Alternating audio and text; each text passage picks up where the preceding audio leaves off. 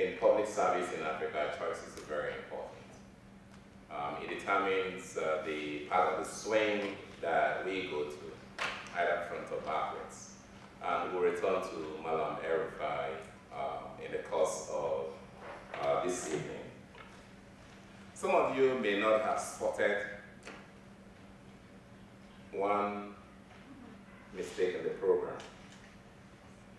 And it's out of a certain anxiety for a Thank God It's Friday program tomorrow evening when we'll be unwinding. We have described today as Friday, May 2, 2013. I'm sure you know better than that. It's Thursday, but what it means is that we have a fantastic program tomorrow evening, and we're actually anxious to also have you be part of it. So it's a music program, it's a freedom program, and it's one program that I'm sure you would want to be part of. If you look at the overall program for the event, Jenna, what's the name of the place where we have it? The Red Erie Cafe, yes. So it's a pleasant place for African-style food dinner. It's an Eritrean restaurant, right? So we're anticipating that by saying Friday. Because we had a fantastic time, we're looking forward to having all of you again tomorrow.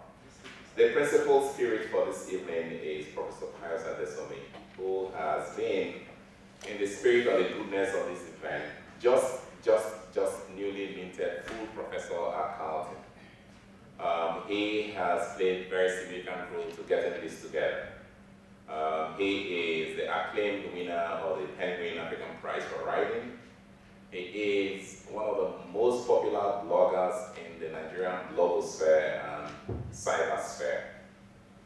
His articles have elicited not only humor but also potential threats to the kind of ideas that he represents.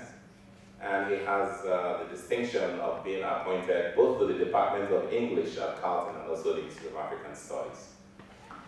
Thank you, Luca, for that wonderful introduction.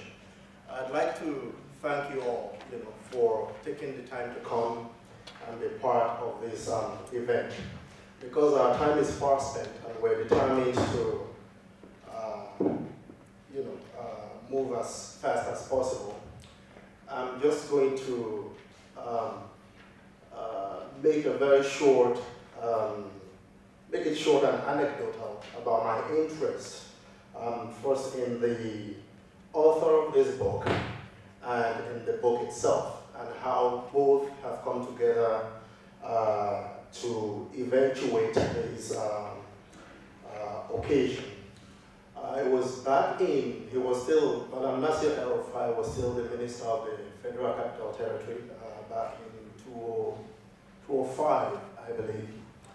And a friend of mine was, who was working with the Swedish International Peace Research Institute. So I'm too tall for this thing. I know. Should have been as short as I am. Yeah.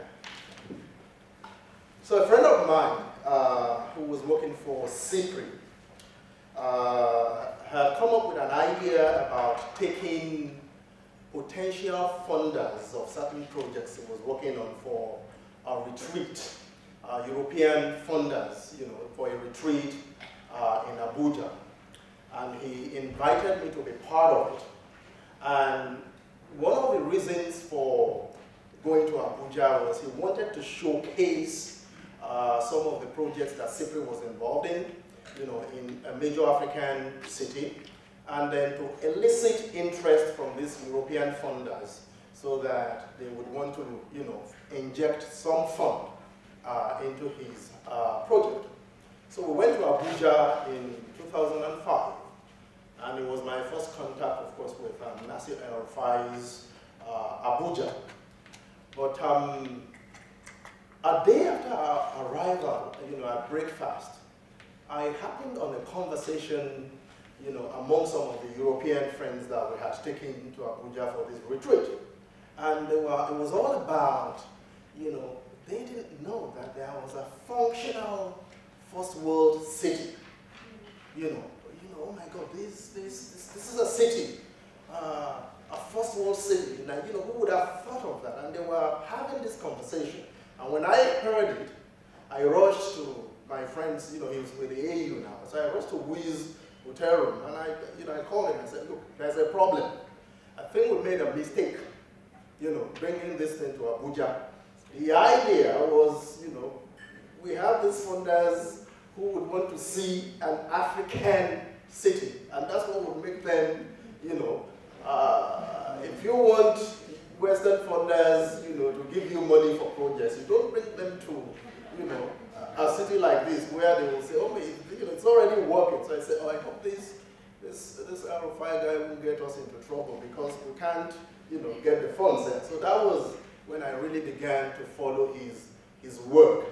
But then this past semester, I happened to have taught a graduate seminar in post-colonial life writing, African, life writing. And although the accidental public servant, wasn't on the syllabus, I was, Chinua Achebe's memoir, it was on the syllabus. But occasionally I would send the students, to go and research how political memoirs, recently published political memoirs, were shaping public discourse, in specific countries in Africa.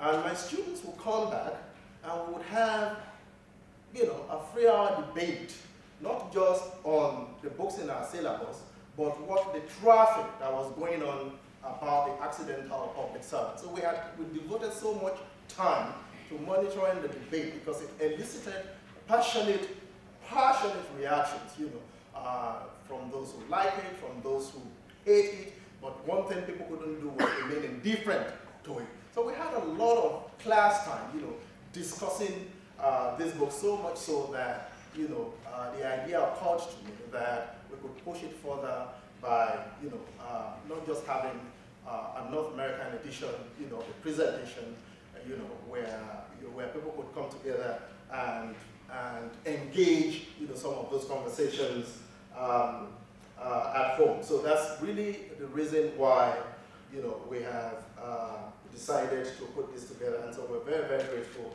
that you have taken the time, to come and be here with us.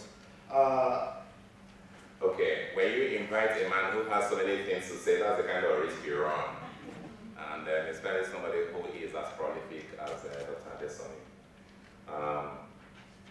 I am honored to introduce the Director of the Institute of African Studies, Professor Blair Rutherford. Thank you, Duka. I'm here to be very brief and to give a very, very warm welcome to everyone here, and particularly to Pastor Bakari. It's a great honor to have him here.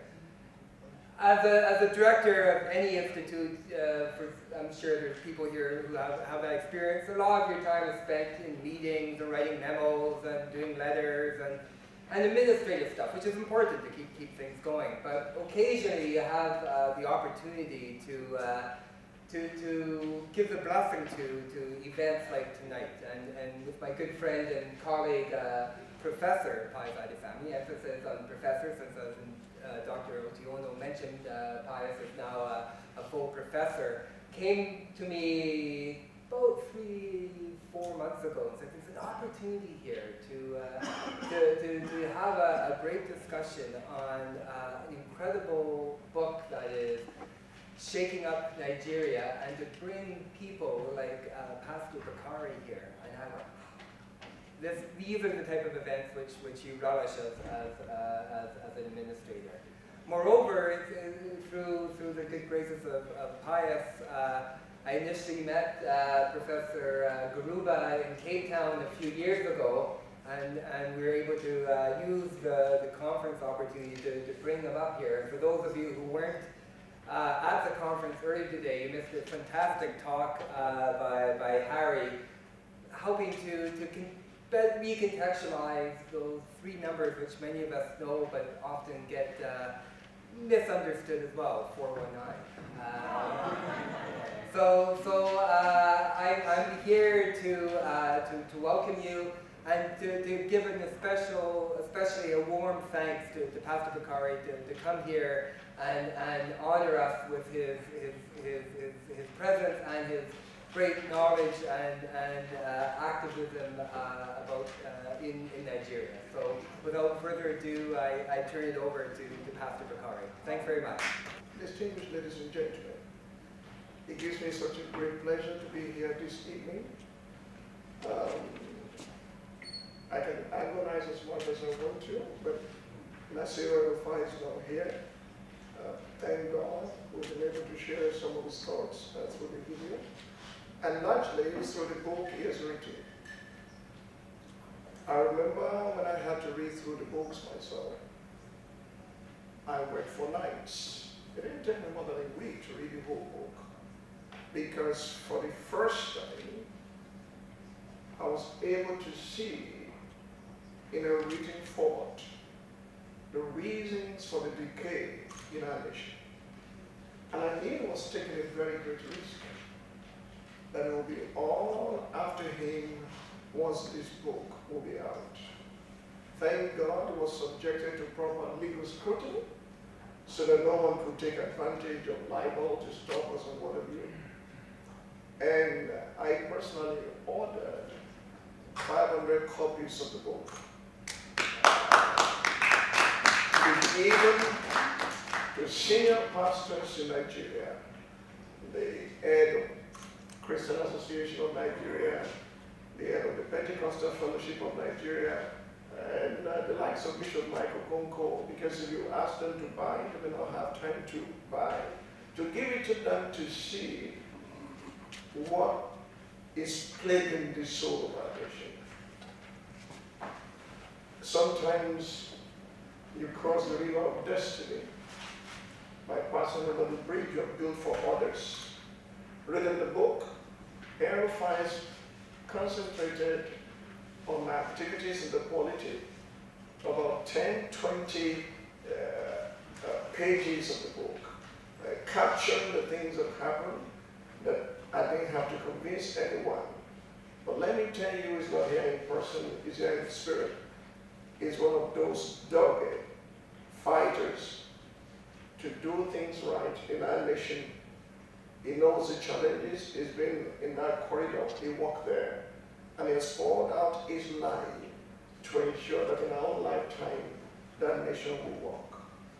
At the appropriate time tonight, if the opportunity presents itself again, my real deep concern is to challenge every one of us, especially Nigerians in diaspora, to start thinking of contributing more than you're doing presently to rebuild our nation. With all the cries and all the anguish that is going on there, no one can build our nation better than ours. And if others have not built the nation we are in today and pour their lives into it, we won't have anywhere to come to. Nasir Rufai is right in the forefront of the hottest battle for the soul of our nation. And some of us are standing side by side with him, alongside with others, to ensure that Nigeria in our lifetime will walk. And that's why at the Save Nigeria Group, we believe Nigeria will be saved, Nigeria will be changed, and Nigeria will become great in our lifetime. With characters, with people, good people like Rufai and many others like him, God is going to give us another opportunity to build Nigeria again so that that nation can compete in the midst and in the committee of other nations. I thank you for honoring this invitation tonight, and I hope by the time it finishes, you'll have been watching well. Thank you very much. Writing a book is not actually, well, I shouldn't be saying actually, it's not an easy business. And so it's a creative enterprise, and I will crave your indulgence to reflect that as I take some privilege with the program and keep making it more creative than we gave it to you. I usually like to invoke an idea that is associated with the oral performance in Africa, especially with the griots, the African griots, the storytellers. And there's this notion that the formula with which the artist performs was not meant to enslave him, but to guide him. And so I like to say that the program isn't meant to enslave us, but to guide us. And so as the need arises, I will tweak it, and I will tell you immediately one tweak that I have got. Part of this conference has focused on digital media and how all of these forms of instantaneous communication functions in the continent, Africa, and the rest of the world in the context of globalization. It is in that context that I'm happy to say that we have brief remarks by the author that has been emailed to us and we would like to share with you.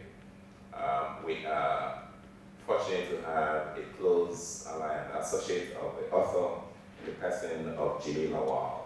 Good evening, distinguished ladies and gentlemen. Thank you very much for making it here to this, that the visa will be ready. But up until last night, we were hoping the visa will be released at least to him, to enable him to catch a flight to Ottawa to be with us this evening. But that has not been the case. Now, some out there believe in some conspiracy theory that it was the Nigerian government that's trying to stop him from being here. We don't believe so directly. However, indirectly, we do believe that it's something to do with Nigerian government.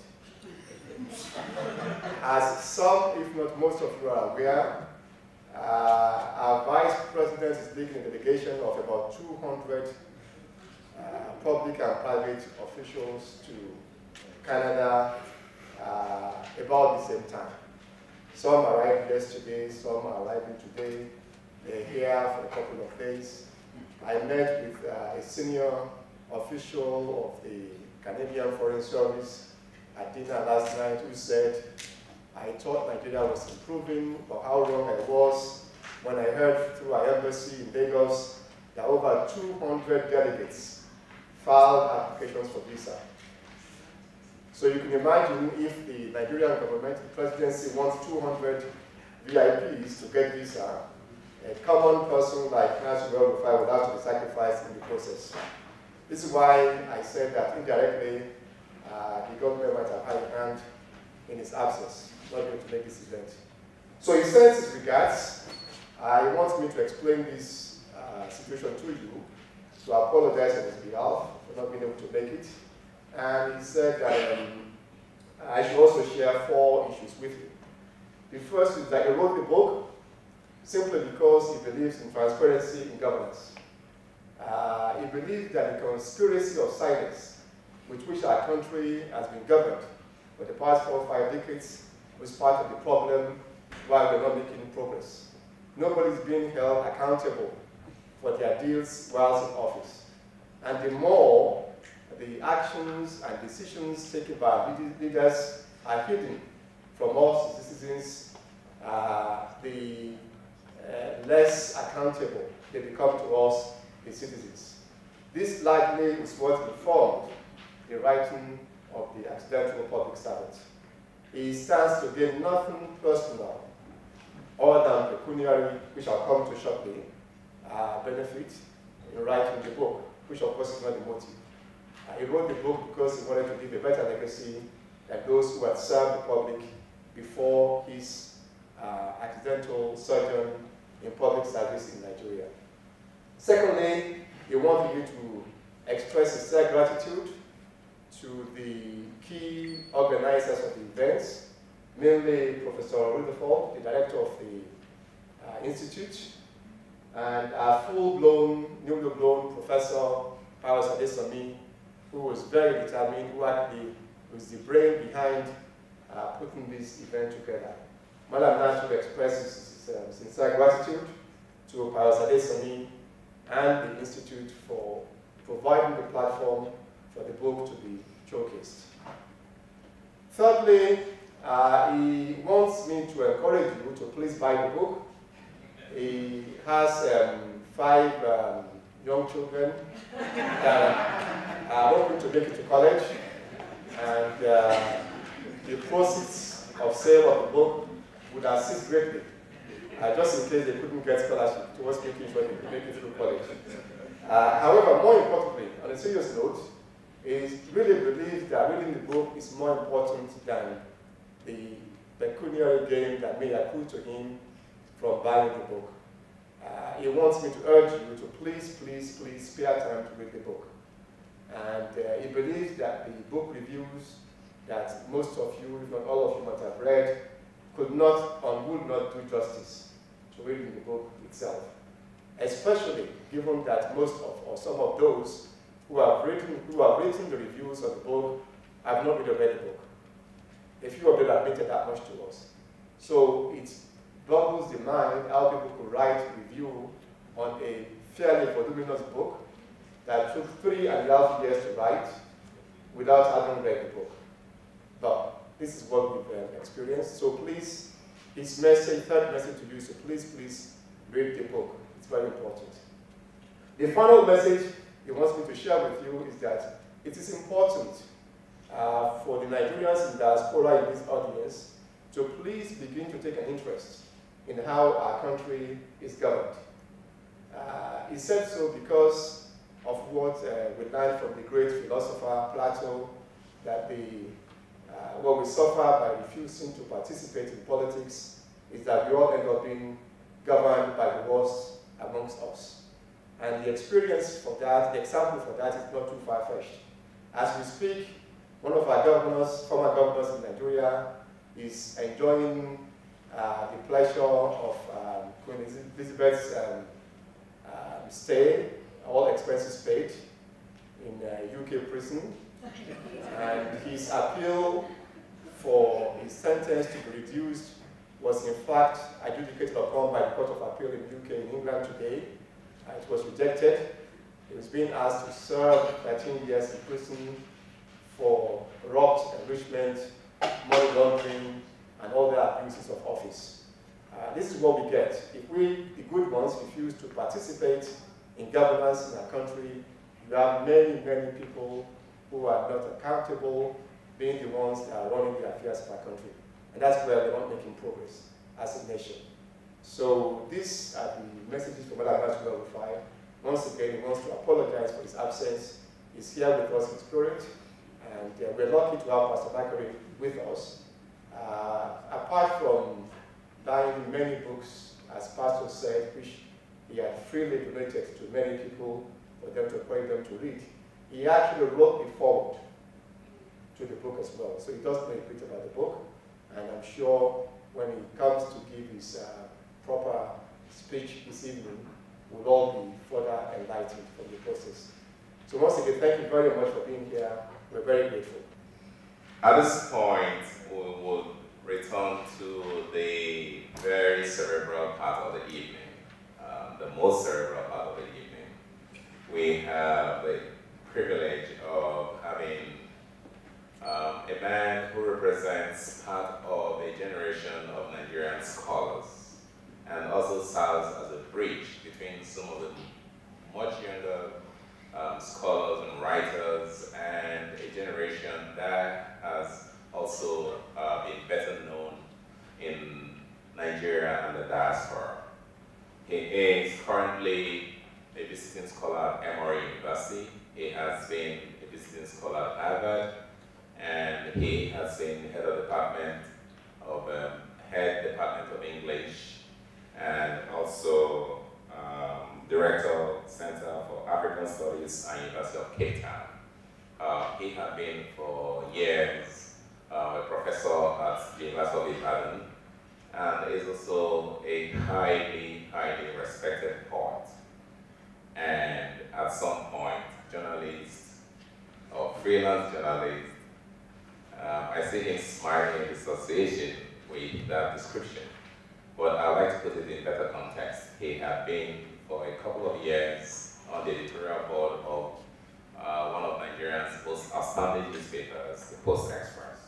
Ladies and gentlemen, I would like to invite you to give a formal review of this book on this occasion, Professor Harry Daroba. Now, I feel somewhat out of place because I'm the only one who's going to be speaking today with a sheet of papers in front of me. But just pardon me, I would like to make this slightly less formal than a lecture, so I'll be both reading from this and talking extempore as points come up. Now, the title of this review is Post-Colonial Life Writing and the Challenge of Africa. Nasir Rufai is the accidental public servant. So first, let me begin by saying a thank you to all of you who have taken the time to come up on a Thursday evening at this point. But I believe that today's presentation, book presentation, is a very important event. First, because of the role the author has played in Nigerian public service. Having been a central figure in many of the events of the recent past, his record and his recollection of those events is bound to generate interest, even controversy, but it certainly will leave no one indifferent. I think Pius also said that earlier on. So, but very importantly, presentations of this sort also make one acutely aware that we are witnessing, as journalists often say, the first draft of history. And first drafts are absolutely important because they create an archive from which future historians derive their material. So this event is important not simply first because of its author and the role he has played, and second because this kind of documentation is very important for historical purposes, especially in societies such as ours, where documentation and archiving are not exactly taken very seriously. In addition, I think also that the topic of today's discussion is also very important because post-colonial life writing is a very contested field that has a long history of both non-recognition and denigration on the one hand, and praise and adulation on the other. But very importantly, often for the same reasons. To receive condemnation and praise for the same thing is something I'm sure public servants know very well. About post-colonial life writing, it's been said that Africans are not sophisticated enough to engage in the kind of civilized, self-reflexive activity which is the stuff of autobiographies. So when they write their life stories, they are often communal stories rather than individual stories. Defenders of post-colonial life writing see the communal collective ethos as a distinctive feature of African and post-colonial life writing, and therefore construct it as its defining characteristic and also see it as an object of praise. So there you have it, both praise and condemnation for the same object. Public service in Africa is also a contested terrain that has drawn both criticism and praise, again often for the same reasons. We often hear in condemnation that public servants in Africa personalize their offices and use their positions to aggrandize themselves, their friends and relatives. That this impersonality, that the impersonality that should define the public bureaucracy is denied by the personalization that happens with public servants in Africa. On the same breath, we see public servants who are praised for their personal charisma and initiative, their individual focus and courage, and the drive they bring to their duties, qualities that is said lead to getting so many good things done under their watch. So again, in the first instance, the personal touch is said to subvert the impersonal bureaucracy. And in the other instance, the personal touch is adjudged to have been responsible for getting things done, for bringing effective administration and competent performance to a limpid bureaucracy. So adulation and condemnation on either side for the same character trait defines not just public service in Africa, but also defines post-colonial life writing, it seems. So when we bring post-colonial life writing and public service in Africa together under one title, we compound the paradoxes and the contradictions. But luckily for us today, this topic is woven around El-Bashir's book, The Accidental Public Servant, a book that retains the dogged faith that the pursuit of the public good to public service is a commitment well worth making, in spite of the many obstacles and tribulations that would undoubtedly follow upon such a commitment. What I'd like to do in this talk is to structure it around two nodal points. To speak first of all about post-colonial life writing, the origins of the term is different from more conventional forms of life writing that do not focus on post-colonial protagonists or use post-colonial societies as their setting or context. Now, this is the more, if you like, academic part of it, but I'll try as much as possible to avoid all the academic jargon that make these things incomprehensible. And then the second part will focus on Rufai's The Accidental Public Servant, and deal with this in relation to the challenge of public service in Africa. Here I'll focus in the main on what this book teaches us, especially in relation to the stereotypical views and opinions about the public service in Africa, and what it also teaches us about the importance, the cruciality, if you like, of thinking seriously about public service or careers in public service in Africa. So the first area, post-colonial life writing. Now, when Professor Pius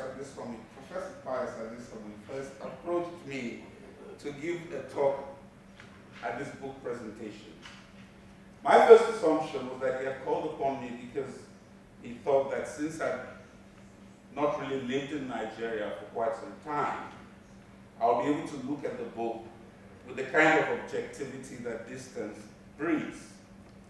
There is a partisanship, and I've seen it in the blogs that I've read in relation to this book.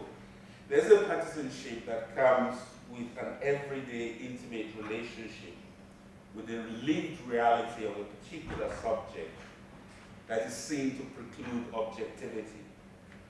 Because when you have this kind of closeness with an event, it is assumed that you have to take sides, be either for or against, praise or damn, no middle ground, no space for nuance and ambiguity, and shades that are different from white or black. However, when Pius finally sent me the brief for this talk, I realized that what he wanted was a more intellectual take on the subject, placing it within the wider context of the field of post-colonial life writing, a much broader academic field, beyond the more localized concerns of the claims and counterclaims that have dominated media discussions and made the news in Nigeria. So I wholeheartedly welcome this opportunity to do this. Not because I think the localized concerns are not important. In fact, they are very, very important. But also because I think that post-colonial life writing has become an area of great interest for a lot of people. And because I also have a project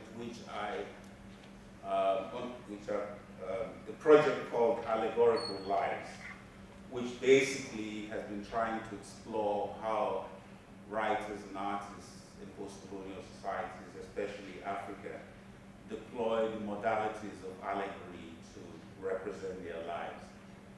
Often cases, it almost reads like the stories, their lives are only representable because they provide allegorical readings of their own societies and their own times. Yeah, so post-colonial life writing is quite important also because of the history of the term. In the first place, primitive peoples, right, were not thought of as modern subjects whose lives are interesting enough to be given the name autobiography. Autobiographies are thought to be for civilized, sophisticated modern subjects and individuals who are not governed by tradition, but are rational and autonomous, self-reflexive, have an awareness of history and historical time and their place in it, and so on and so forth. Remember the famous statement by Hegel that Africa has no history. he didn't mean that events don't happen in Africa. But the kind of ordering and reflexivity that creates history is what is absent. And of course, for African post and colonial subjects, this was the position. The key premise is that for the modern subject, the world is intelligible, and what is needed is reason and science to understand the world, to reveal its secret, to grasp this intelligibility. But for the anthropological subject, that is, the primitive, if you like, the world is inscrutable. It is governed by tradition, and it is governed by forces beyond the control of human beings. And that these forces have only to be continually appeased by ritual and sacrifice. And beyond that, you can do no further. So you will have guessed where all of this is going. That a system of difference, of binary oppositions between the modern subject and the anthropological subject made it impossible for conventional literary critics and theorists to think of African autobiographies or African memoirs. In fact, I'll just give you a quick quote. A certain George Meach, who wrote a book called The History of Autobiography in Antiquity, a title which makes you think that he would move beyond the modern and think of people in antiquity as having autobiographical lives. He says, and I quote, "A history of autobiography, since it has to deal with the more complicated phenomena of mental life, cannot reach back to primitive peoples, because primitive peoples do not have complicated phenomena such as mental lives."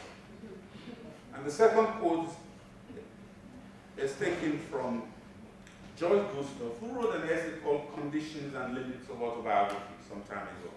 And this is an interesting quote because it deals with Gandhi, because now you have Mahatma Gandhi, who had written his autobiography. And he says about this, he says, when, and I quote, "When Gandhi tells his own story, he is using Western means to defend the East." Basically, when you do an autobiography, it's basically using Western. So it is within this context that an interest in post-colonial life writing is very important. A context which creates a division between certain kinds of people. People who have a mental life, who are autonomous, who are rational, I think, therefore I am, and people who are communal, superstitious, and not agents in the world. Being an agent means that you're making things happen. But when you're conforming to tradition, when you are only a subject of superstition and sacrifice, then you're not trying to make a difference in the world. You do not have agency. And above all is what is literary people call interiority. That is that people have psychological motivations, that they think and act along a cause and effect manner. So that these things, because you're making decisions of your own, these things may sometimes lead to a crisis, to alienation. And you see, alienation is a principal condition of the modern subject. Primitive peoples do not suffer from alienation. They do not have psychological crisis because they fit into the world. The world is what it is. So there is no psychological crisis, no alienation, no crisis of consciousness. So within the context of this kind of binary opposition, the characteristic features of post-colonial life writing became very important for scholars, because some of these scholars set out to prove, and you know how contestation goes, either set out to prove that all of these things are not true, or sometimes like negative, to latch onto them and say, yes, it's true, but this is what we really want.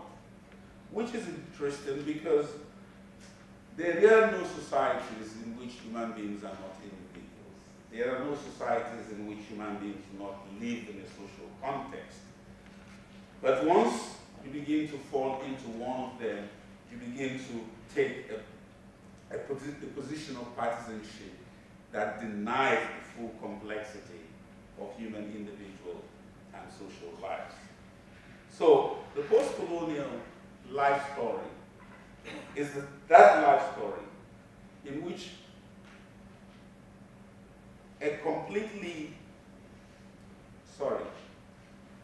the post-colonial life story, life writing, tells the story not of a completely autonomous person who's cut off from the social world, but the story of a person, an individual, a subject and a self in the context of a social world and within a specific historical time and place.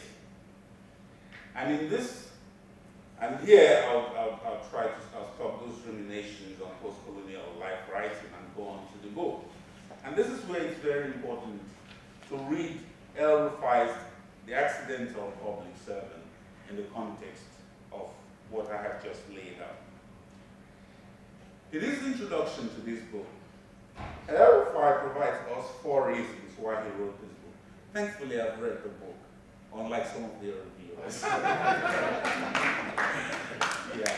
He provides us 4 reasons why he wrote this book. All 4 reasons, he says, are of near equal importance. The first is, and I quote, to make the case that public service is important, a necessary thing for every well-meaning Nigerian to consider in order to set our nation on the right track, so that it may attain the potential that we all know it is capable of realizing. This is on page 30 in Roman figures, just in case you buy the book later. Now, so the first reason is to make public service, and to let us know that public service is very important.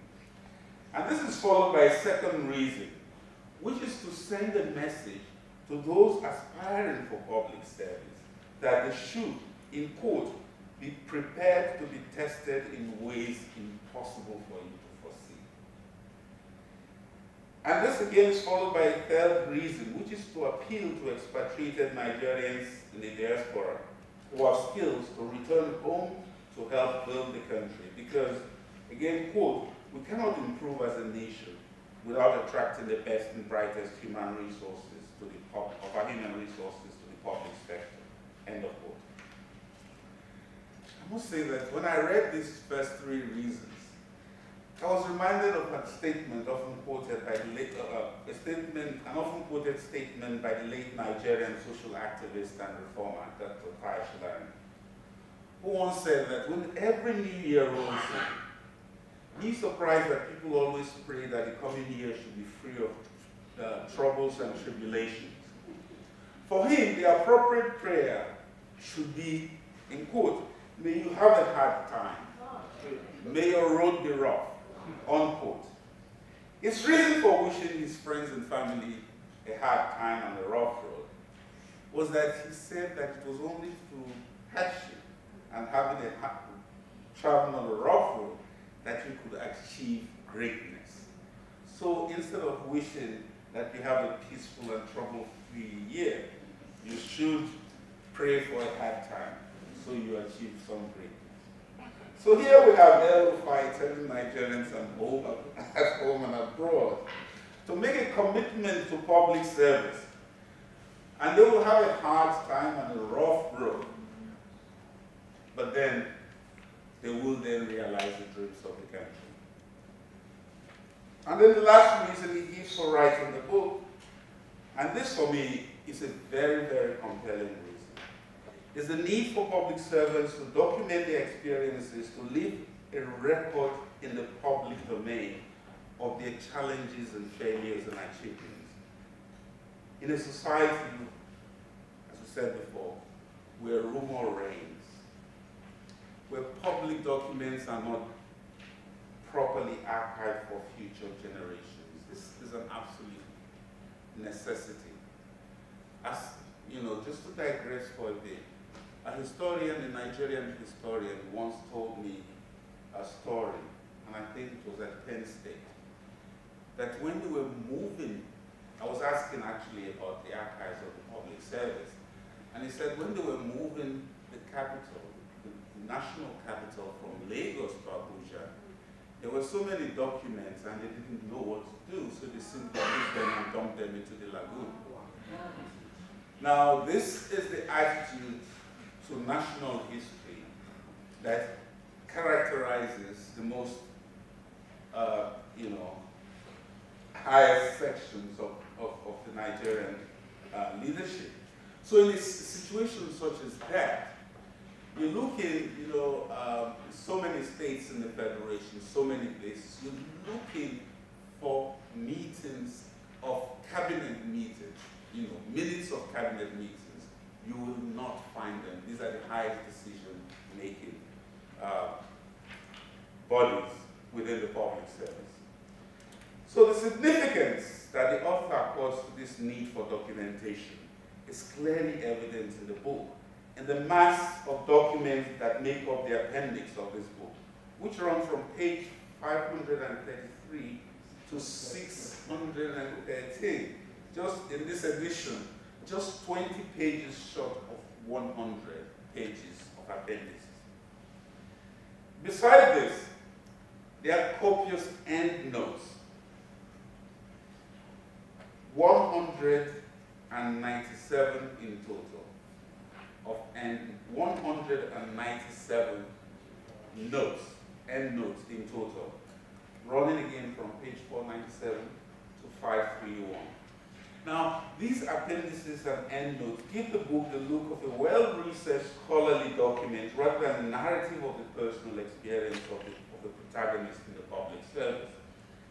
And what is important to know, why this is important to note, is because the overriding objective of putting the document together, or putting the book together, is to ensure that what is merely a rumor, what is not properly documented in Nigeria, what flies around as oral traditions, oral stories, urban legends, are here given a written form and a documented form.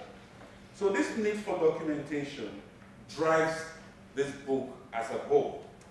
And this is to be expected because in the introduction, the book warns us, and I quote this. It says, the author says, "My life and personal history are of little interest, except insofar as certain events and experiences have shaped my preparation for public service." Now, a statement such as this, which he also, you know, end of quote, a statement he was to repeat later in the book to emphasize the point. So even later in the book, he goes on again. And, you know, of course, you know, in this the first statement I've just quoted, it says, "My life and personal history are of little interest, except insofar as they." And then the second statement, he says, "On reflection," I've thought about it again, right? Quote, "On reflection, it seemed that the previous 40 years or so of my life amounted to little more than preparation for the challenges and triumphs I experienced in public service." So the author deliberately underplays the 40 years of his life so as to concentrate on the years of public service. The book focuses, therefore, overwhelmingly on the author's experience in public life.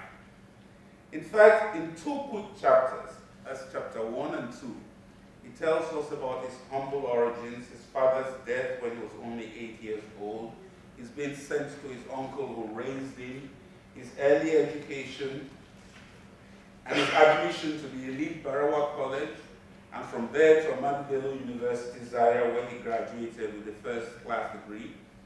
He follows this up with his 1 year in the National Youth Service Corps, his setting up in private practice, and his company, Rufai and Partners, doing so well that he becomes a millionaire in his 30s. These are themselves significant events. These are themselves significant events in any person's life, stuff that could make the subject of a full book on their own. But that will be another book, not this one.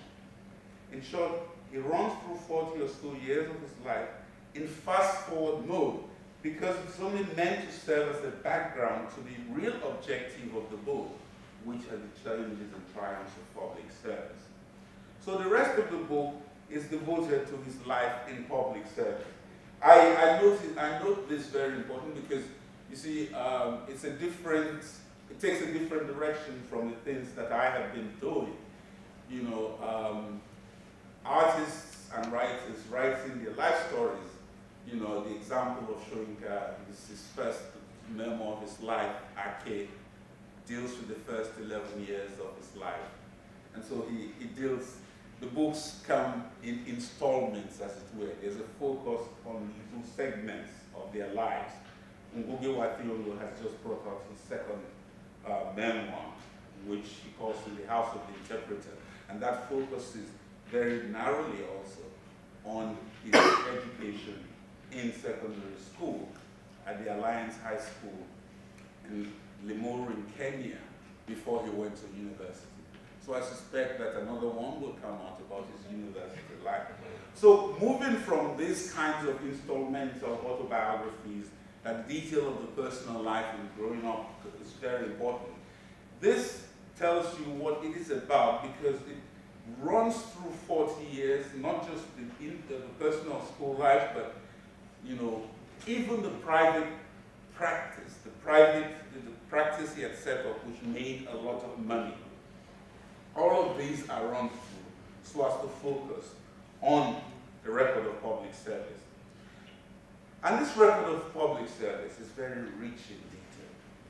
It's replete with personalities. If you're not Nigerian, you need to refer again and again because the names of various people, protagonists, characters, personalities that you may not know, you know, fill the pages.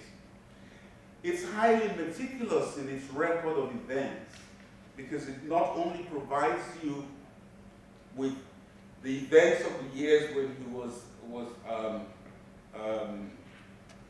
minister, public servant in the government, but he also provides you with a glimpse into his relationship with the various other ministers, with the other people he encounters. So there is a highly meticulous record of events, a highly detailed record of the intrigues, and a highly detailed record of the various kinds of relationships built with various personal characters in the government at this period.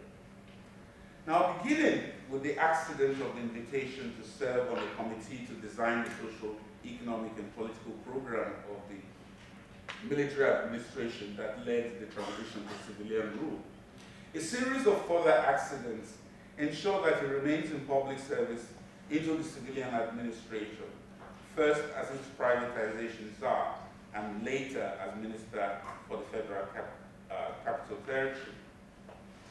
In the later days of the Obasanjo administration, he was a member of the inner circle of the economic team, made up of technocrats, reform-minded ministers, and in every sense, therefore, he was quite close to the centers of power and decision-making, and was as close as anyone could be. And this very clearly shows in the record, because it's not just a meticulous record, it's a record not just of decisions made, but also of relationships built and unbuilt, relationship of trust and relationships of betrayal, relationships of transparency and relationships of dissimulation. And relationships of dissimulation, just to mention an example of that, there was continual dissimulation. He would go to the president and say, look, are you running for a third term? And he would say, no, I don't know anything about it. And of course, you know. So there were all kinds of relationships, very important relationships that he describes here. So for me, here is history. And as I said at the onset, you will encounter the first draft of history. But this, unlike the drafts that journalists write the day after, is a much richer first draft that newspapers would provide you with. It provides you not only events and personalities, but also with relationships and emotional problems. And it's difficult, I'm running out of time here. I don't want to summarize the book, but let me just pick out a couple of points that I think is very important to highlight.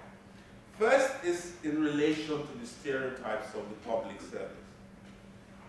The first is the stereotype that the public service is absolutely corrupt, that is, where everyone goes for a pot of gold. The second is that the public service is the home of incompetence, where all the incompetent officials go. Now, what this book does, and here I would like to relate it finally to the question of post-colonial life right, is to show that there are no black and whites, but there are nuances all between. That there are both corrupt officials and officials who try to fight against corruption. That there are both incompetent officials and officials who insist on competence. In fact, this kind of movement between the two opposition, the two extremes, as it were, binary extremes that are often portrayed, is what makes this book, in my opinion, a must-read for people who are interested in seeing beyond the stereotype. For an author who can say to you that, yes, the public service, and public service, a career in public service, is a daunting task, but I recommend it. I think there is an honesty that comes out in that. And finally, I'd just like to mention one last point, which is the distinction between technocrats and politicians. Not only in Africa, but in the West, there's always this distinction in public service between those who are called technocrats and those who are called politicians. And that distinction comes through in this book, until at one point he says that I made a mistake. Stupid. I should have attended more to politics. And with that word, that finally, that distinction again, that binary opposition between technocrats, because the technocrats were only allowed in part with the support of politicians who supported their activities at every point.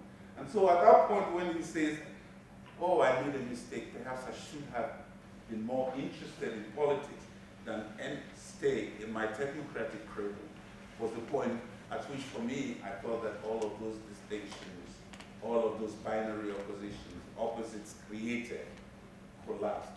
And for me, I think this is one of the major strengths of this book. Having to be asked to summarize the contents of a 628-page tome like this, in just a few minutes and to speak to it. It's important to say that this is quite a tome, in terms of its volume. Look at it, the way it is. And so it's not for nothing that Professor Garba has been chosen to do justice, to this book in its multifaceted encounter with post-colonial writing, life writing. And this elevates this discourse this evening to the kind of context of the conference that is been situated. At this point, I want to assure the women in the house that this is not an all-male affair. And we're increasingly voting for more women in public service in our continent, in Nigeria, and in various parts of the world. Increasingly, there's a concern, and from my experience looking at some of the highest performing universities in the world, including Carleton, more and more technocrats are realizing that women are some of the best managers. I have a very unique opportunity of, in the last 3 movements that I have made in academia, working in universities presided over by women. And they have gone on to turn around the fortunes of this university. From the University of Alberta in Edmonton to Brown University and to Carleton. So I want to prove that we love our women and we respect them so much, and we know that they can play unique roles in everything that we do. Ladies and gentlemen, for this unique part of the evening, I wanted to say that because it's a special event and because you've taken out time to be here, we would give a slight discount for the sales this evening. And that is to say that if you buy 2 copies of the book, you can get it for $50. That's $25 a piece, but 1 copy would be for $30. That looks like the most discount I can give, especially because the author is not here. I would like to invite for the unveiling of the books here, and please, you will just indicate and the book will be brought to you, or we'll have some people moving around the house, and you can quietly buy a copy. If you can't buy a copy right now, we will have copies at the foyer where we'll have the light refreshments at the end of the event, and you can also have the opportunity to buy so that we can move on with the business of the evening. I do not want us to exceed 9 p.m. for this program. And so I would like to invite Mrs. Bakari to help with this very important function of unveiling the books this evening, so that those of you who have either read of it in the media or listened to Professor Gariba's review will have the opportunity to feel it physically, its solidity, and to see how much it represents post-colonial life writing with reference to Nigeria's case study. Good evening, everyone. I stand on existing protocol. Good evening, everyone. I stand on existing protocol. Thank you so much for your time. This book I'm still reading on my Kindle. It's a bit voluminous for me to carry about. Some of us can order it online. But for those of us that we want to buy tonight, it is available. We have limited copies. It is very, very interesting, I must say, so far. Good evening once again. When Professor Gariba said, we should commit him because he's the only one with notes tonight, and he said, you're not the only one. I brought some, I just kept it for a while. But I don't know whether to throw it away. I haven't listened to you. That was a brilliant, brilliant book review, and I will implore that you let us have the benefit of getting hard copy of what you have just presented this evening. It's so brilliant and so stimulating. I was on my edge. I don't know whether to write an autobiography now when I have a mental life or not. But this evening, I just want to share with us briefly what I would consider the very heartbeat of Nasir and Rufai at this point, especially in my relationship and interaction with him and what you would call our different groups. Over these past 3 years, I've come to know this one individual who is willing to see our nation move forward. For one title, which just saying democratic governance in Nigeria, prospects and challenges. And I do this in 10-15 minutes. It's simple. I'll just read through what I have here. And if you want a copy, I'll make sure Professor Fasoni has it, and he can distribute it and put it online or a website where you can see it. It was Abraham Lincoln that gave the world the simplest and the most concise definition of democracy. Government of the people, by the people, and for the people. It is a definition with a thesis that packs quite a bundle. And yes, the wittiness of its language has another advantage. It makes it very easy to memorize. If you're a leader or duly elected by the process of democracy, this definition is very easy to remember. It says everything without saying a word. The recurring phrase, the people, should serve as a mnemonic for the elected official, a consistent reminder of why he occupies the office entrusted to him or her. Democratic governance, therefore, is not about who signs the budget or how many cars constitute the convoy of a government official. It is leadership that is centered on the people and does not lose them. It is governance by the people and for the people. This cannot be emphasized enough. Democracy is about the people. When we talk about people or the people in a democratic system of government, we mean the people, the citizens, the community, and as some would like to refer to them, the proletariat and the common people, through whom the privileged occupiers of office derive their power. Power belongs to the people, and democratic governance recognizes it holds power in trust for the people. Its legitimacy is derived from the authority invested in it by the people. It therefore listens to the people, not out of a sense of benevolence, but because it has no choice. It has to carry the people along all the time to retain its legitimacy. But all these, of course, are mere ideal or ideal situations. I acknowledge that no democracy anywhere is perfect, neither the one practiced in North America, and which constantly holds itself up as a standard for other less fortunate nations, or the version of democracy that subsists in post-colonial African countries, neither fully grants sovereign power to the people. Democracy itself, in itself, is an ideal, but one worth striving for by the society that claims to be practicing it.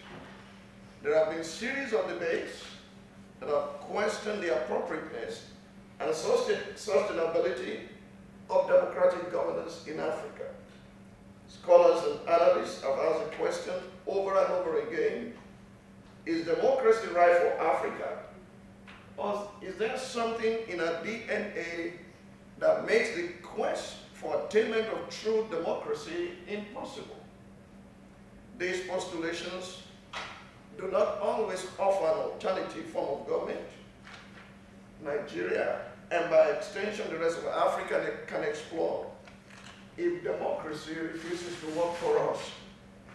And so, until they come up with a viable alternative, we have to stick with democracy and make it work for us. By making it work, I mean we should consistently audit the system of democratic governance we claim to practice in Nigeria and ask how well it is working out for we, the people. I include myself and the people. We must never shy away from asking this very legitimate question at any time. If democratic governance guarantees equality, we should not merely stop at lamenting at the gross inequality in the Nigerian society. We need to go further and challenge our country and our government to give us equal rights, access, and privileges to the commonwealth of our nation. We must not stop at theorizing how much our lives will forever be circumscribed by corruption and its pernicious effects. Instead, we must strive to meaningfully participate in issues that affect our lives. We should refuse to be always treated as an afterthought. Instead, we should effectively participate in the collective choices that define our membership of the nation. We also have equal access to the process of political participation. Not a few privileged villains who clog the mechanism of our society, turning everywhere into an extension of their fiefdom. The central question here is, can we ever truly attain citizenship of our own country beyond the ceremonial process of carrying our country's passport? To be citizens is a guarantee of equal rights, responsibilities, and privileges. It means we are treated with dignity and respect that we deserve as human beings, and our sacred rights enshrined in our Constitution protect us all the time. These factors, rights, privileges, equality, responsibility, and participation, as I've listed them above, are consequent of democratic governance. That's why the process of democracy is integral to our existence as a people. It's an ideal worth striving for. There are no negotiations around this obvious truth. Democratic governance has the potential to guarantee us the rights and privileges we desire as a people. Therefore, no matter the level of difficulties we experience in the process of democratic practice, and God knows we have been through a lot, it's still a sound option for a difficult and complicated country like Nigeria to explore. But like I said earlier, we need to consistently audit the process of democratic governance to see how well, if at all, it is working for us. Let me focus on democratic governance in Nigeria for a brief moment. The late music minstrel and activist, one from my own hometown, Fela Nikolako Kuti, popularly known as Fela, criticized democracy in his 1986 album, Teacher, Don't Teach Me Nonsense, when he sang that democracy is crazy and underachieving experience in Nigeria. Is a crazy and underachieving experience in Nigeria. Fela, in his typical way of simplifying and satirizing a complex phenomenon, inverted the two syllables of the word democracy and came up with crazy demonstration to typify the absurdity pervading the Nigerian society at that time. Again, he put the two syllables of democracy together and came up with demonstration of craze. Democracy as a framework with which we try to organize our society, Fela claimed, is ruining things for us rather than repairing them. What we were experiencing in our body politic, Fela's album concluded, is not democracy. Democratic governance, he implies, has to have a deeper and more prudent meaning than the mindlessness that was reigning in the society. A system of government in which Fela, as Fela puts it, rich man they mess and poor man they cry, cannot be said to be democratic governance because it weighs down on the very people it promises to protect. A government where the rich and the politically powerful trample on the rights of the poor is not a system that should claim it practices democratic governance. It is more than 26 years, and I pause here to say, while we're in the home of Professor Adesami yesterday, Fela was in the background. And I remember him saying, everything this man spoke about, they're still with us today. It is more than 26 years since Fela released the album. Nigeria has transited from military rule to 14 years of unbroken civil rule, a fact that Nigerian leaders are very proud of. Yet, I fear we have not moved too far from the society Fela described when he sang, "There is no democracy." Truth is, we still have a long walk ahead to freedom. What presently goes on in Nigeria does not qualify to be called democracy in the true sense of the word. It is defective, wasteful, and too self-possessed. It forgets the people exist and makes itself the center of all issues. The Nigerian sort of democratic governance turns the very concept of democracy on its head and reduces all conversation to the political actors. This is reflected in the day-to-day activities of Nigerian government, ranging from official lying to blatant corruption. Let's take a quick assessment with a few illustrations. Number one, consider this story. In August 2012, when the story broke that the Nigerian First Lady had been hospitalized in Europe, the government denied it. Her aide said he had only gone to Europe to take a moment's rest because she had been busy doing a job nobody elected her to do. The president's spokesman, Dr. Ruben Abati, added his voice saying that the whole story was a rumor. In October, when the First Lady herself returned, she told journalists that she was not sick and had not been near the hospital they linked her with. But months later, in a burst of rhetorical efflorescence, the First Lady confirmed all that she had been denying for months. Without a sense of shame at having lied to the people all along, she and her husband, Mr. President, admitted she had been in the hospital and had been operated upon multiple times. So far, there has been no apology to the people, neither did they deem us worthy of any form of explanation for this executive deception.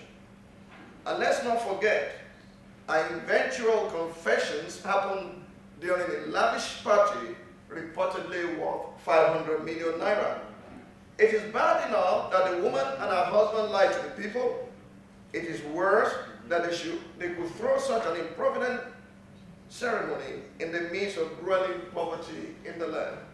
There was no sense of embarrassment, self-cautioning, and definitely no altar of consideration for Nigerians who do not have a choice than to use poorly equipped hospitals in Nigeria where they routinely die of treatable afflictions. And whoever was a preacher for their flamboyant Thanksgiving service, I hope some of their representatives will hear this.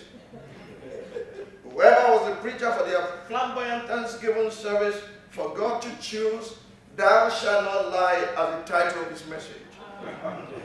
How daring for men in cassock to think they can mock God. Where is the courage to speak truth to power?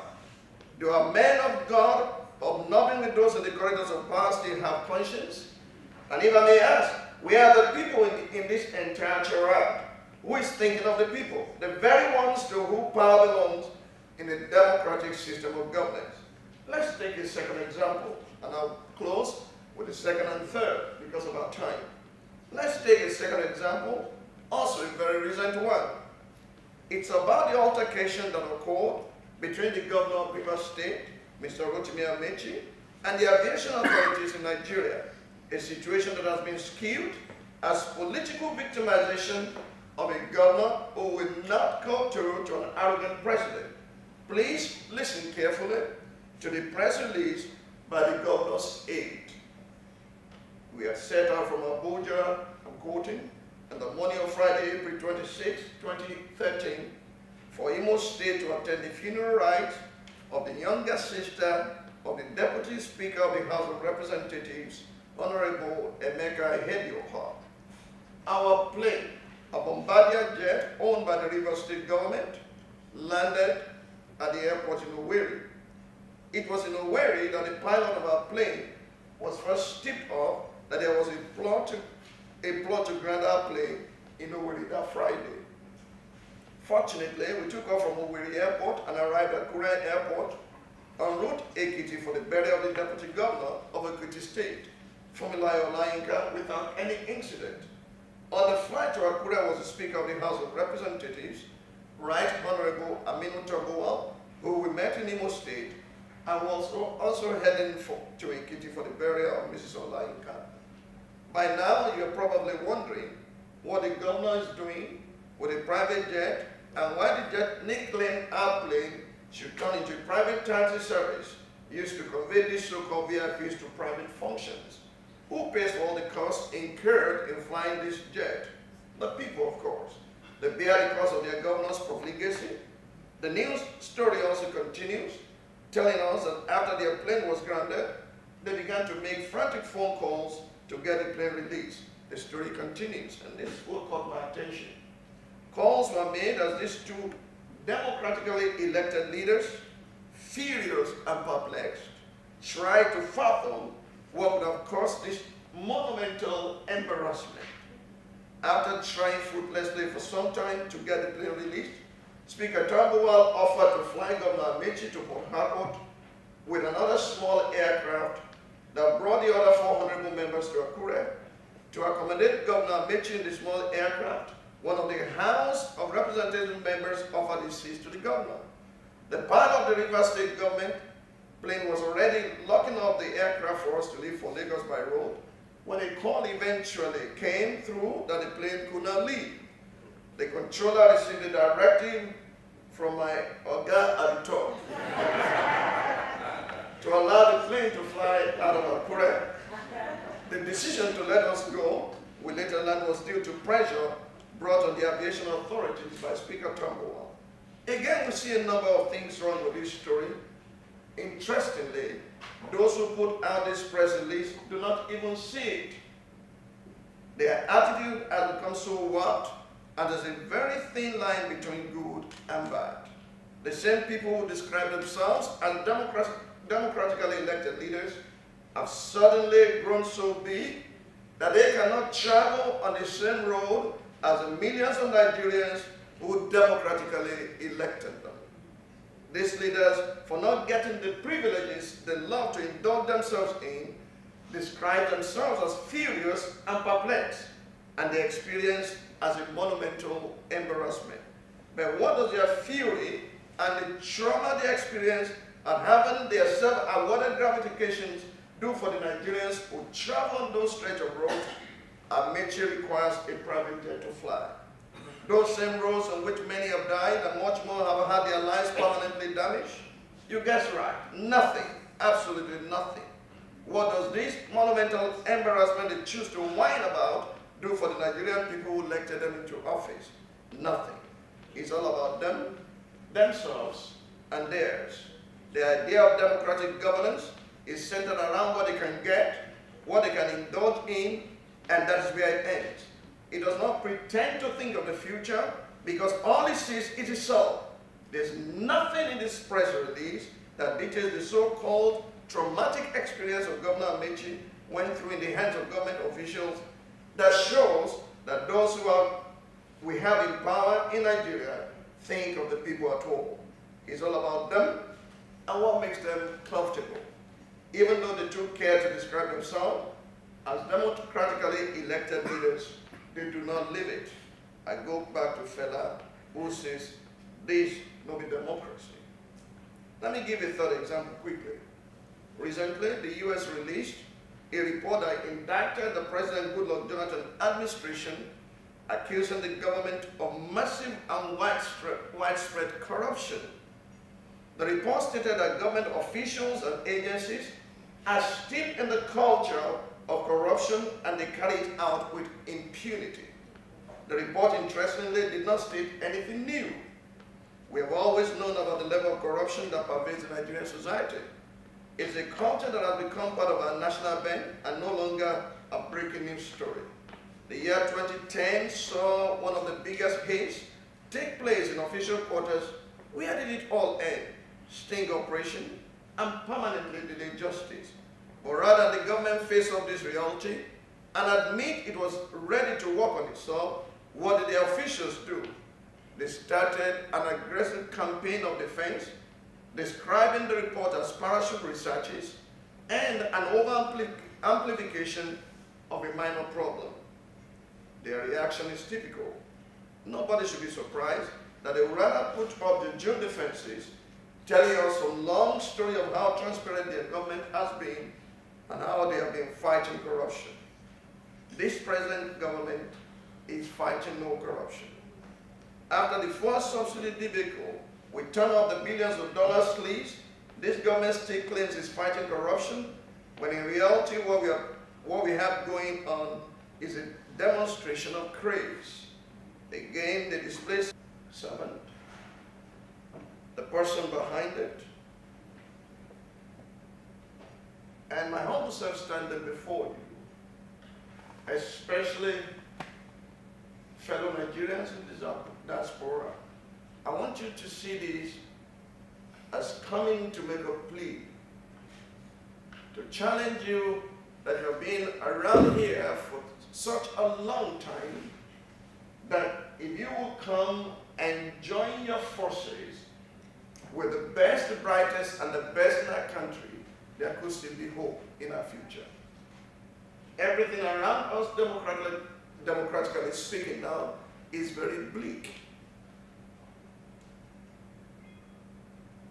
My participation in the 2011 election opened my eyes to things I would never have thought, I would never have known about. We cannot have democracy without a free, fair, and credible election. But right now, the Independent National Electoral Commission, INEC, and the judiciary are in collusion with the ruling party to ensure that for the next 60 years, they will continue to plague our nation. If what I just said is true, that the power of the people is much stronger than the people in power, if you and I and us can team up together, we can rescue our nation before it goes into disintegration. Instead of democracy, what has been perfected in Nigeria as of today is kleptocracy. The government of the thieves, by the thieves, and for the thieves. It's a combination of military bravado in military Nigeria and civilian pretense for the same objective. The result is increasing underdevelopment of Nigeria in colors of shame and perpetual embarrassment. And those who like to divide our nation will play the religious card or ethnic card, the Yoruba against the Igbo against the Hausa, Fulani, or Muslim against Christian. I've been privileged in life to travel to different nations of the world. I noticed that they practice Islam in Dubai. And today, Dubai is a first world. What stops us from having 6 Dubais in Nigeria with the level of wealth and resources God has blessed our nation with? It's on record that once upon a time, UAE came to borrow money from Nigeria.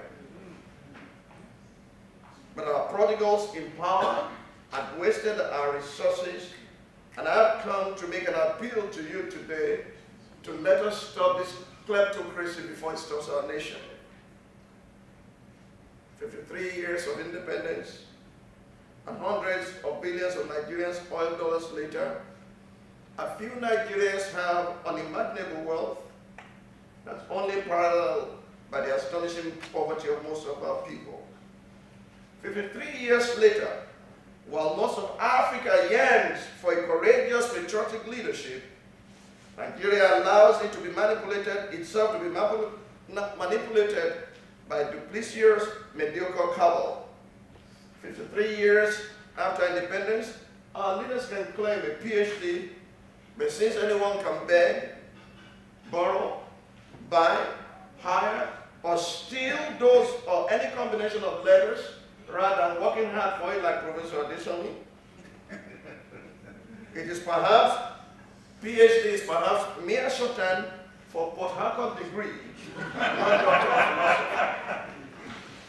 Philosophy. 3 years later, we are a nation in fear. Our youth have no jobs, and many are learning to employ themselves as robbers, kidnappers, thugs, and militants. 53 years later, we fear whether we will survive.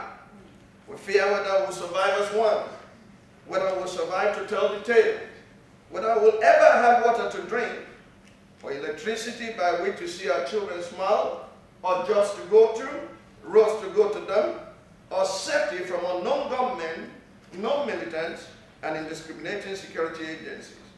53 years after independence, it's almost impossible to provide younger Nigerians with any inspiration they can grow and compete with the best of other nations. Brothers and sisters, ladies and gentlemen, traditional respect for authority, reinforced by colonial authoritarianism, has made it difficult to establish democracy in Nigeria. But there's hope. There's one hope, that while the politicians like those in PDP will say power to the people, you and I in this room, the best and brightest and the fittest that God has blessed Nigeria with, can develop a blueprint for sustainable democratic governance in Nigeria as you and I make up our mind to seek power not for self but for service, and to turn the situation in our country around for the better.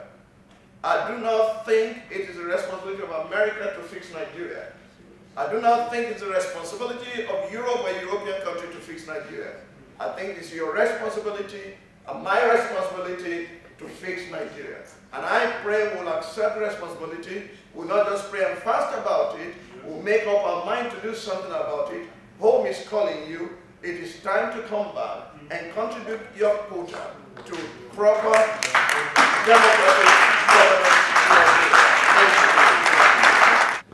Thank you very much, sir. I wish I could show you the place in the speech that I prepared where I highlighted the efforts going on today in respect of APC.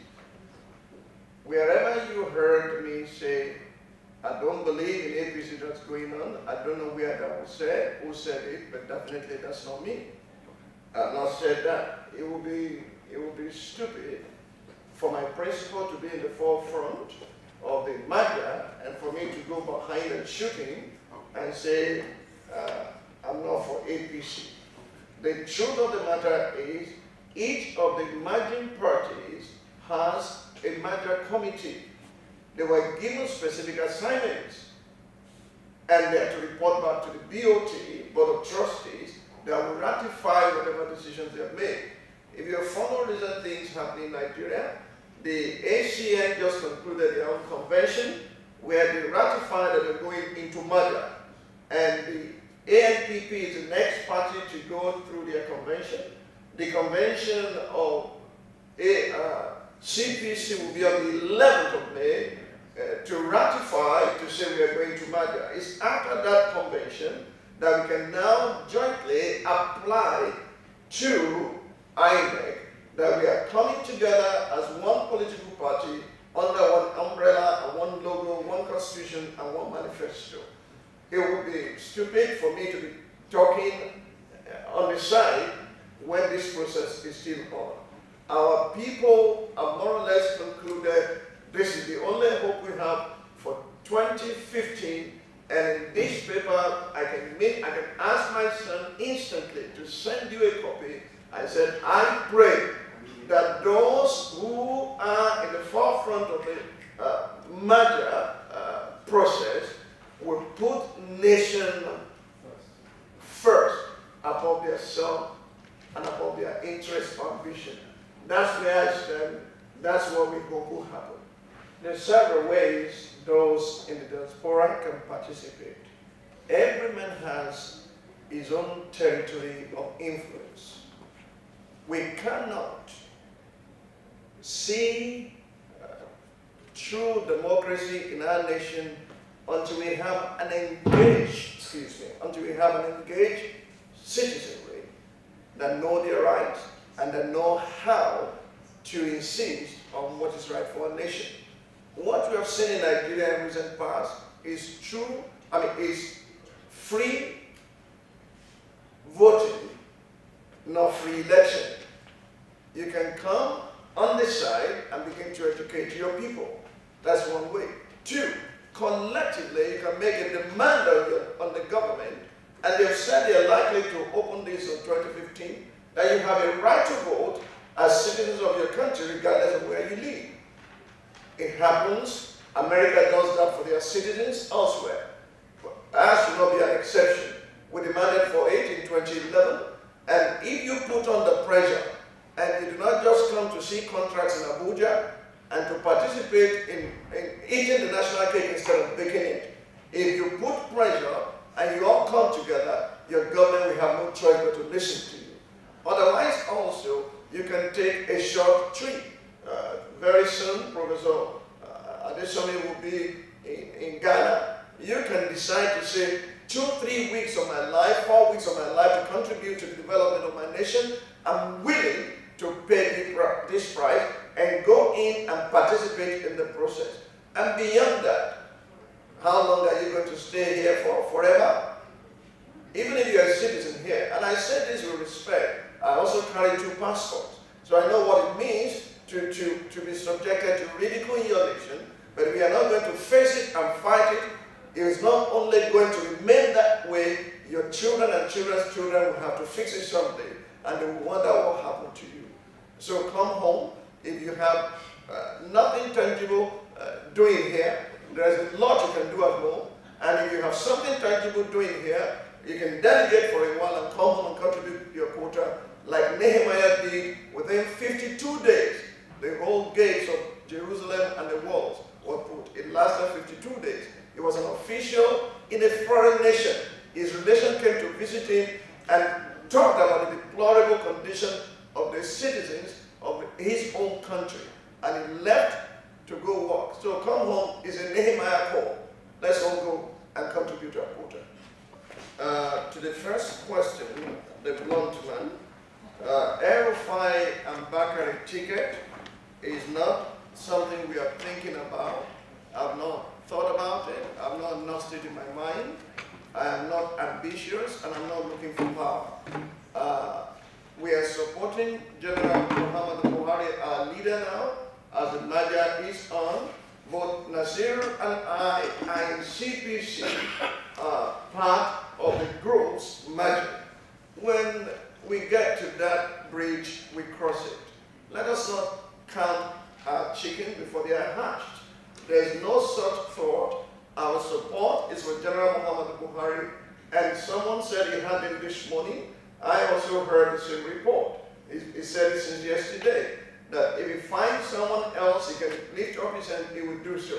When my leader does that, I will support whoever he picks. I'm not doing so because I'm looking for what I can get. Nasir is not in need for what he can get. In fact, I wish you know how he is so totally opposed to seeking for power's sake. We want to add value to whoever God will make a good leader of a great country. As far as SNG is concerned, someone is saying, if anything happens in our nation today, what's going to happen? Well, you saw fuel subsidy. SNG is bigger than I am, and it's bigger than the leaders there. It's a political society organization. Even if I go around tomorrow, SNG will rise against me. And so SNG cannot be shut down by an individual. And your question almost created a conflict in me, because on the one hand you want me to join Rufai Bakari ticket, on the other hand you want me to sit with SNG.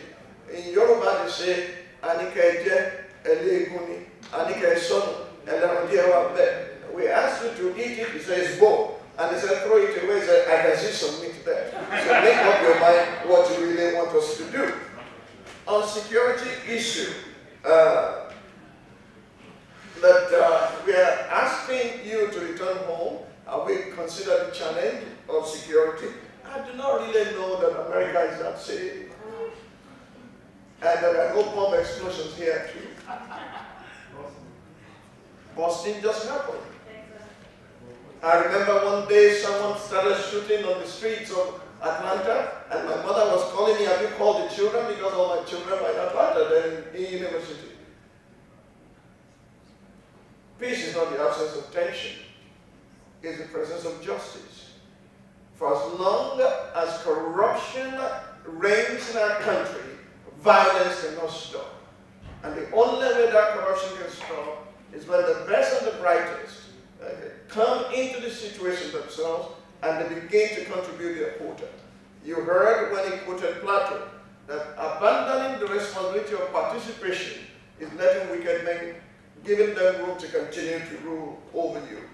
And then someone said in your rhetorics, what's happening in the north and insecurity in the northern part of the country. I think Mr. President has told the whole world that Boko Haram is in his government, is in the judiciary, is in the legislature, and is in the executive arm of government. Many people think Boko Haram is behind all that is happening, but there are 4 Boko Harams in Nigeria.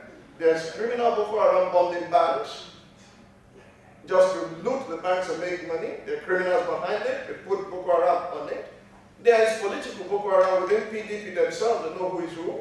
There is security Boko Haram. Security men also know who is where. The truth of the matter is the little Boko Haram group in the northern part of the country are only there because they killed their leaders and they want to revenge. But if they can open a dialogue with them as they are doing now, and not just give a blanket, what do they call it now? Amnesty to the criminals who are killing people, then you see maybe we are on the way to finding a lasting solution to it. The truth of the matter is there is no will or courage in the present leadership. They've not demonstrated that they can stop this thing dead in its tracks. And it's going to swallow them up if they don't quickly take care of it.